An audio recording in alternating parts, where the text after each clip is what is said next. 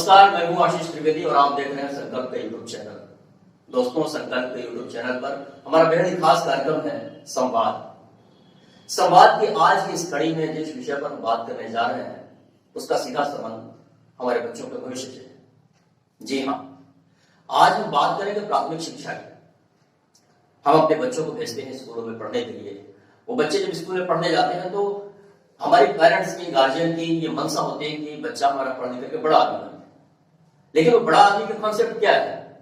IAS बन जाए, PCS बन जाए, डॉक्टर बन जाए, इंजीनियर बन जाए, या कोई बड़ी नौकरी पाले, इसे प्राइवेट सेक्टर में बड़ी नौकरी पाले, बड़ा पैकेज पाले, तो हमारा मापदंड बड़े आदमी का वो हो गया है।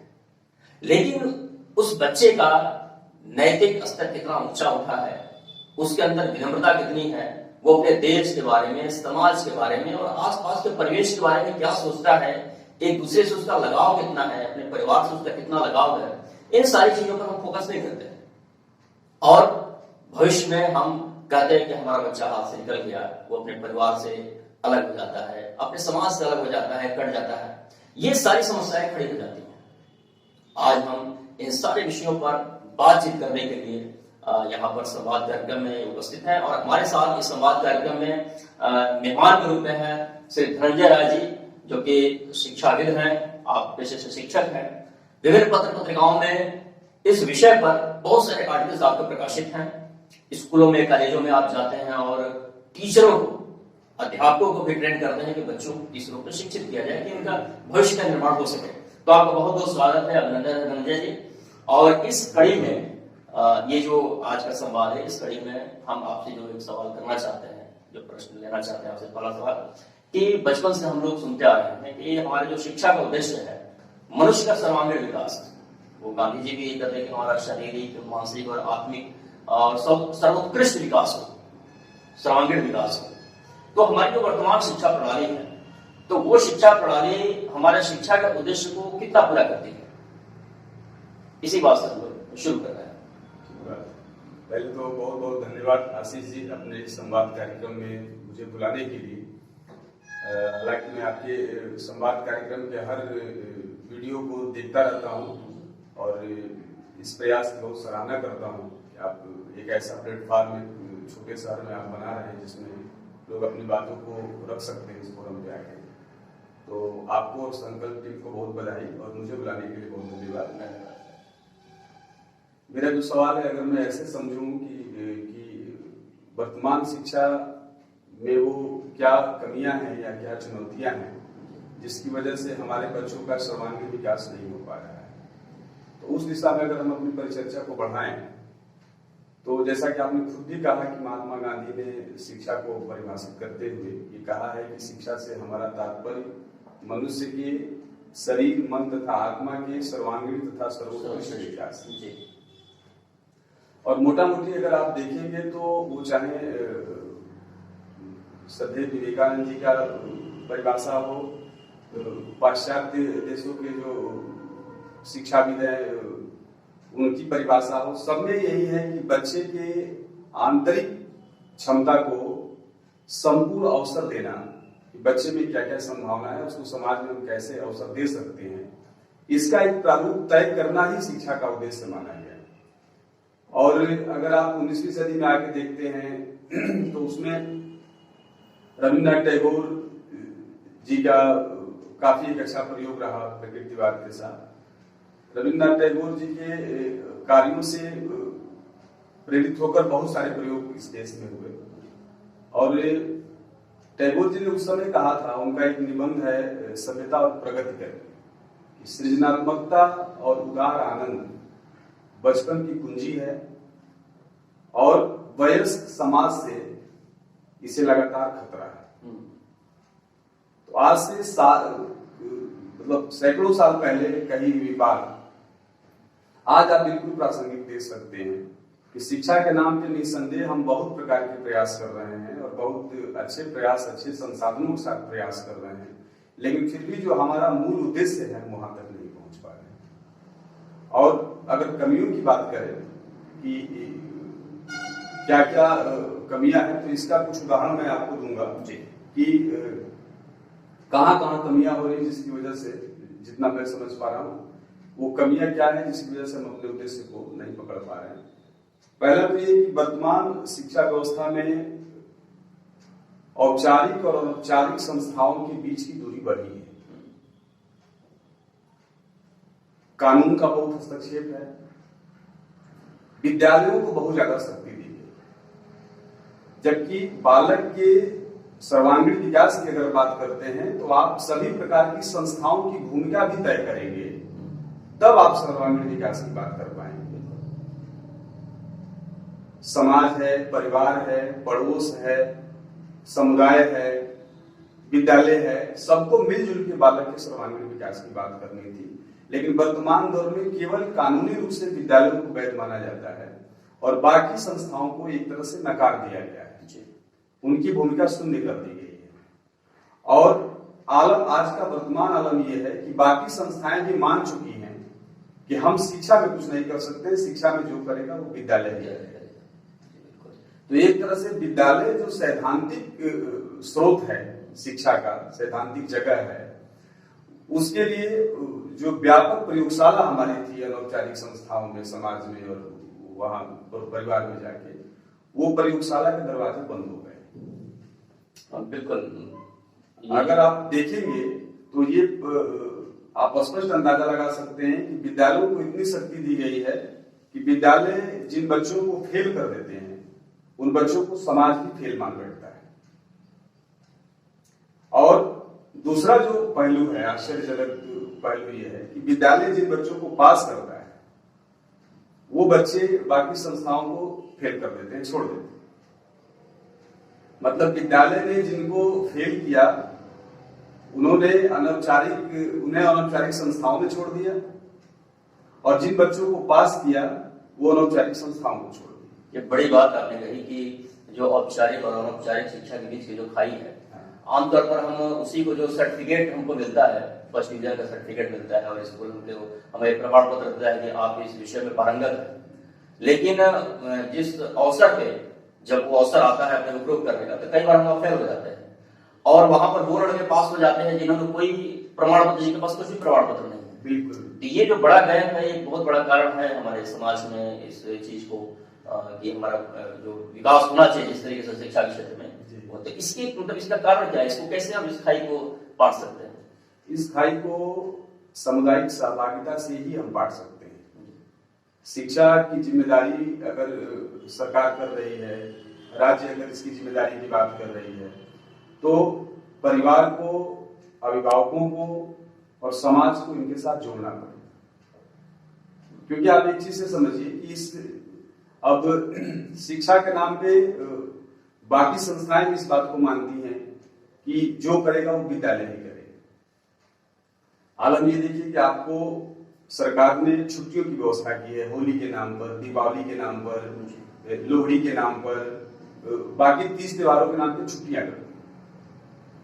छुट्टियों में आज एक बड़ी आम चर्चा है, विद्यालय का भी मंशा है और गार्जियन की जब मीटिंग होती है विद्यालयों के साथ, तो गार्जियन भी इस बात को, वहां पे अभिभावक भी कहते हैं कि विद्यालय से कि बच्चे को इतना काम दीजिए कि घर से बाहर न निकले, छुट्टियों में बड़ी तंग कर देता है।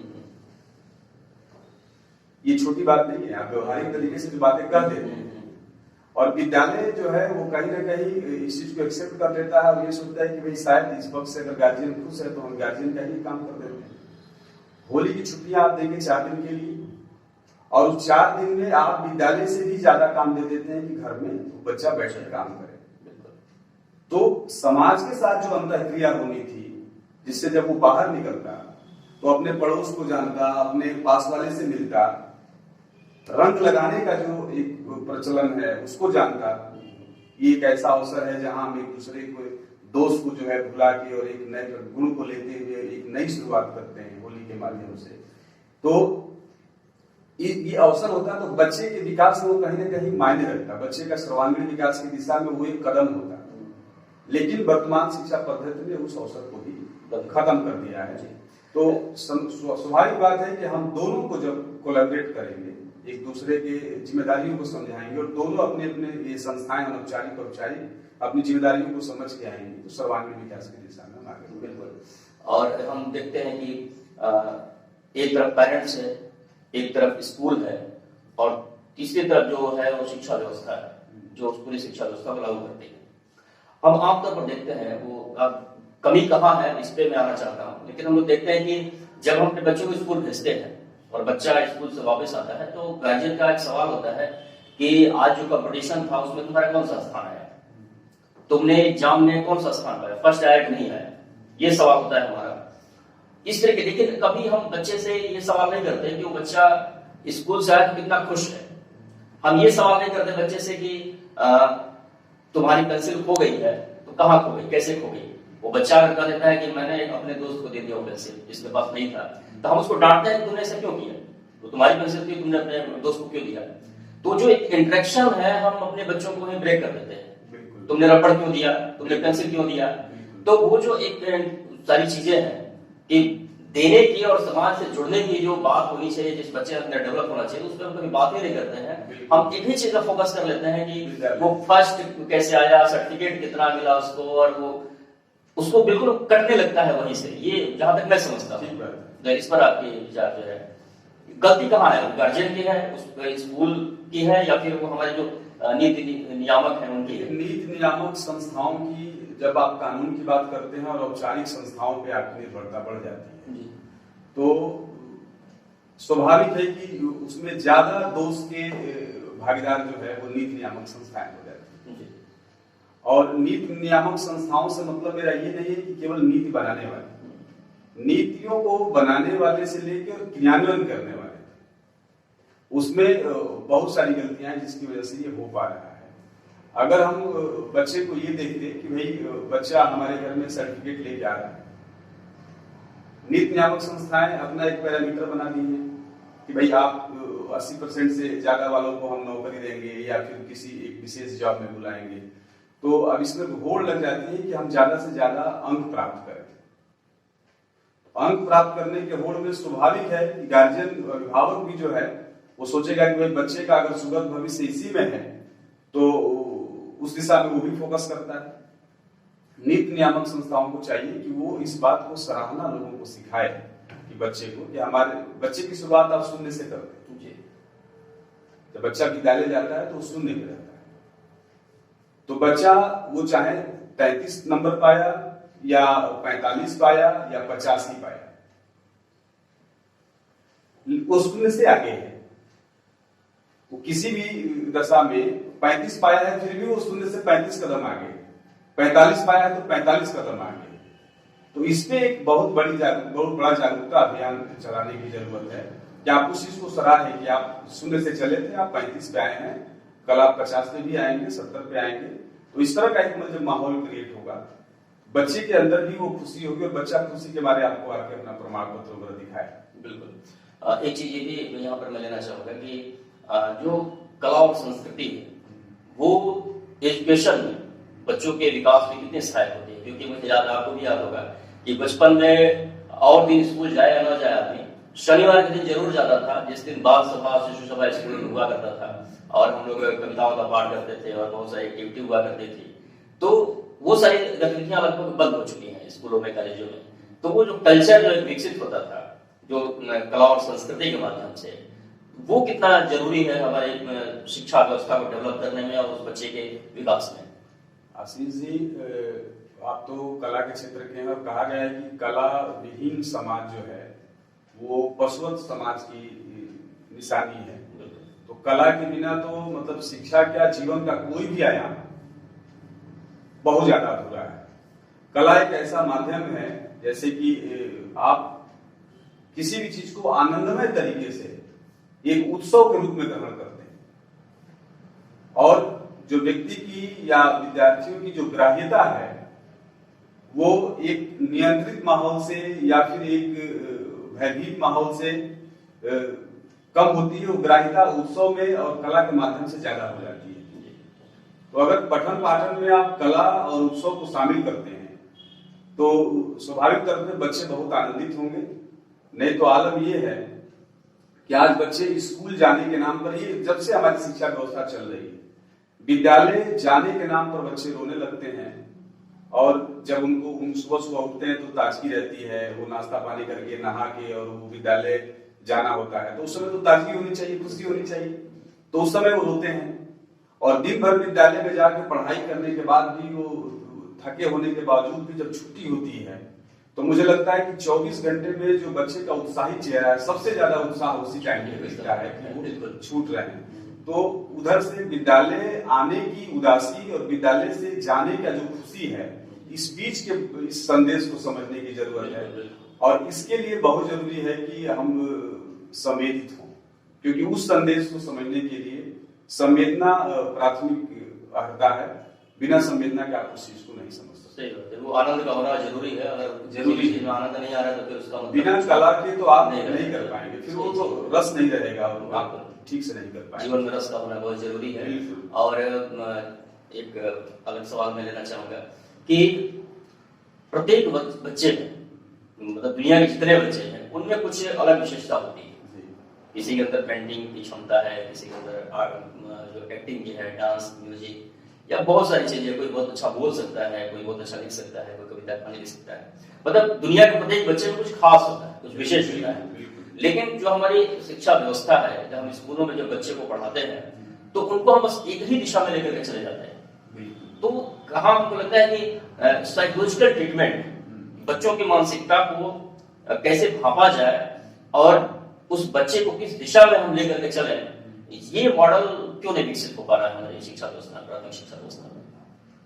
देखिए, वो मॉडल एक आवश्यक मॉडल है और मुझे लगता है कि ये वैश्विक स्तर पे सारे शिक्षा शास्त्री इस चीज को महसूस करते हैं। मुझे लगता है कि अलग अलग बच्चे के हिसाब से एक व्यवस्था को देना, वो खर्च के हिसाब से और कार्य के हिसाब से थोड़ा बड़ा काम है, क्योंकि हर बच्चे के अंदर की प्रतिभा पहचानना भी अपने आप में एक बहुत बड़ा काम है और उसमें बहुत समय लगता है।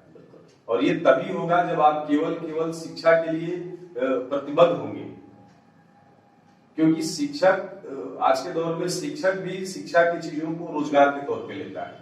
शिक्षकों की पहचान इस रूप में नहीं है कि उनके पढ़ाए हुए बच्चे देश के और समाज के कितने काम आ रहे हैं। एक दुख की बात यह है कि आजकल शिक्षक वर्ग में भी इस बात की चर्चा रहती है कि किसको कितना ज्यादा तनख्वाह मिलती है। तो जिसको ज्यादा तनख्वाह मिलती है वो बड़ा शिक्षक बन जाता है, जिसको छोटी तनख्वाह मिलती है वो छोटा शिक्षक बन जाता है।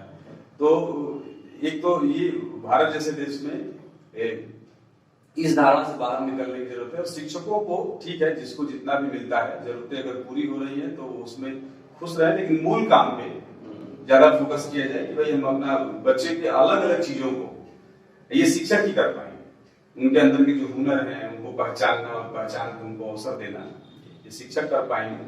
और इसमें समय ज्यादा लगेगा, ये ज्यादा मेहनत का काम है। हालांकि मेहनत हम और आप कर रहे हैं, अगर जेन्युइन कोई शिक्षक होगा तो उसके लिए वो मेहनत का नहीं, वो आनंद का विषय है। तो वो बच्चे को प्रोत्साहित करेगा तो आनंद का विषय बन जाता है। तो उस रूप में अगर प्रयास होगा तो स्वाभाविक तौर पे चीजें आएंगी और बच्चों का अलग अलग चीजों को हम पकड़ पाएंगे। बिल्कुल। और ये जो शिक्षा व्यवस्था है बिल्कुल हमारी संवेदना से जुड़ा हुआ मामला है। इसमें एक चीज और जोड़ दूं जी आशीष जी, जैसे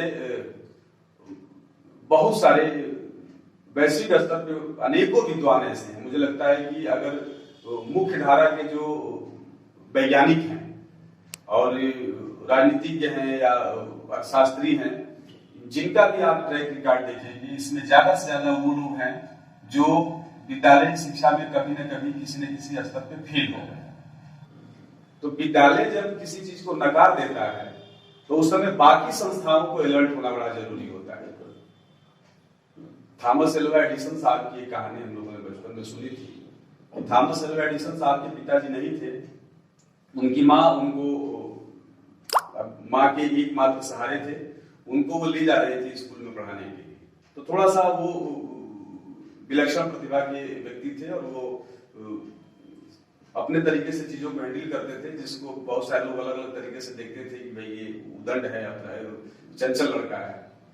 तो कागज पे कुछ लिख के टीचर ने और उनकी माँ को दिया कि आपका बच्चा जो है ये बिल्कुल नॉर्मल है, पढ़ने के काबिल नहीं है, इसे दुनिया में कोई स्कूल नहीं पढ़ा सकता। वो रोती हैं और पति नहीं है और एकमात्र बेटा है, उसको लेके रोते हुए घर पे हाथ में वो चिट्ठी दबाई हुई आती है। तो आने के बाद पता चला कि बाद में जब एडिसन साहब बड़े हुए और बड़े वैज्ञानिक के रूप में जाने गए, कभी चिट्ठी उनको मिल गई तो उन्होंने देखा कि हम माँ से उन्होंने पूछा कि तुम क्यों रो रही हो इतना ज्यादा इस चिट्ठी को लेके। तो माँ ने कहा कि मैं खुशी के मारे रो रही हूँ और इसमें लिखा है कि आपका बेटा बहुत होनहार प्रतिभाशाली है, इसे दुनिया का कोई टीचर नहीं पढ़ा सकता आपको छोड़ कर। आप यहाँ इस चीज को समझिए। और एडिसन साहब इस बात को कहते हुए बहुत भावुक हुए थे कि जब बाद में हमने चिट्ठी देखा तो चिट्ठी में माँ कुछ दूसरी बताई और लिखा कुछ और था कि ये पागल लड़का है और ये कुछ नहीं कर सकता है। तो ये बहुत बड़ा संदेश है इस चिट्ठी के माध्यम से, देखे मेरे रोंगटे खड़े। तो ये तो बहुत सारी चीजें हम लोगों ने डिस्कस किया आज के संवाद कार्यक्रम में। बहुत सारी बातें निकल कर जाएंगी, क्या क्या कमियां हैं हमारे प्राथमिक शिक्षा में कि उस बच्चे का भविष्य का निर्माण में हम उसको वो लागू नहीं कर पा रहे हैं कि उसका एक बेहतर भविष्य बन सके। तो इन समस्याओं जो सबसे बड़ी विषय जो समस्या क्या है जिसको हम अगर दूर करते हैं तो हम अपने बच्चे को एक बेहतर भविष्य दे सकते हैं। शिक्षा में देखिए मुझे जो लगता है आशीष जी एक बड़ी समस्या के रूप में कि अगर आपको बीमारी है तो बीमारी को आप दूर कर सकते हैं इलाज के माध्यम से। आज जो है बच्चों के सामने यही नहीं पता है कि हम क्यों पढ़ रहे हैं और उसका हम व्यवहारिक अनुप्रयोग कहाँ करने वाले हैं, उसका व्यवहार में उपयोग हम कहाँ करें। और सबसे ज्यादा जो खतरनाक चीज है कि व्यवहारिक उपयोग न कर पाने की वजह से बच्चों में डिपेंडेंसी सिंड्रोम बढ़ रहा है। डिपेंडेंसी सिंड्रोम मुझे लगता है कि किसी भी प्रकार की बीमारी से सबसे ज्यादा खतरनाक है। दूसरे पे निर्भर है। शिक्षा का उद्देश्य है उसको स्वावलंबी बनाना, अपने पैरों पे खड़ा होना। हर चीज पर वो दूसरों पे निर्भर है। आप ये पाएंगे कि शिक्षा के गैप का ही नतीजा है या पाठ्यक्रम को डिलीवर करने में कहीं गैप है कि बच्चे हमारे हार्वेरियम फाइल में और बहुत सारे पत्तियों को पौधों को चिपका के 99 नंबर 100 में 98 नंबर पा जाते हैं।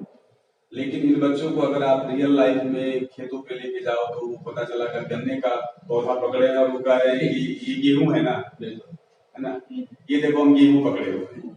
तो इस गैप को भी समझने की जरूरत है कि हम जो ज्ञान के लेवल पे बहुत सारी चीजों को ले रहे हैं और बोधात्मक और जो क्रियात्मक पक्ष है वो लोगों का अगर विकसित नहीं होगा तो मुझे लगता है कि शिक्षा में सबसे खतरनाक जो चीज होगी वो डिपेंडेंसी सिंड्रोम होगा। और डिपेंडेंसी सिंड्रोम में व्यक्ति जो है एकमात्र वस्तुगत संसाधन बन के रह जाएगा और जिसपे हम डिपेंड रहेंगे वो जैसे चाहेगा वैसे घुमाता रहेगा।